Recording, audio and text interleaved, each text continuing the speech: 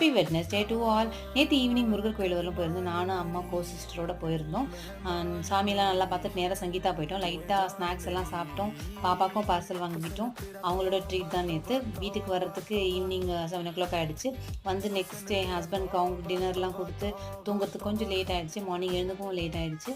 பாப்பாக்கு லஞ்ச் பாக்ஸ்க்கு என்ன பேக் பண்ணுறதுன்னு தெரியல. சரி மாவு ஃப்ரெஷ்ஷாக இருந்தது.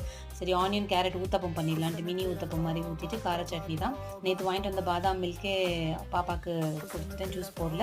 சென்னா மட்டும் பண்ணேன். ஒயிட் சென்னா சுண்டல் அதை பேக் பண்ணி பாய் சொல்லி அவ்வளோ அமைச்சிட்டு என் ஹஸ்பண்ட்க்கும் தோசை ஊற்றிட்டு சாதம் வடிச்சிட்டேன் சூடாக. எக் கறி மசாலா தான் பண்ணேன். யூடியூப் பார்த்து தான் பண்ணேன். சேம் அதே ப்ரொசீஜர்ஸ் ஃபாலோ பண்ணேன். சூப்பராக வந்துருந்துச்சு. கோகோனட் மில்க் மட்டும் நான் அடிஷ்னல் ஆட் பண்ணிக்கிட்டேன். ஏன்னா காரம் ஜாஸ்தியான மாதிரி இருந்தது.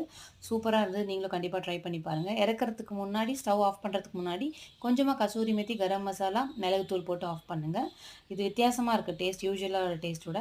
கண்டிப்பாக ட்ரை பண்ணுங்கள். பாய். தேங்க்ஸ் ஃபார் வாட்சிங்.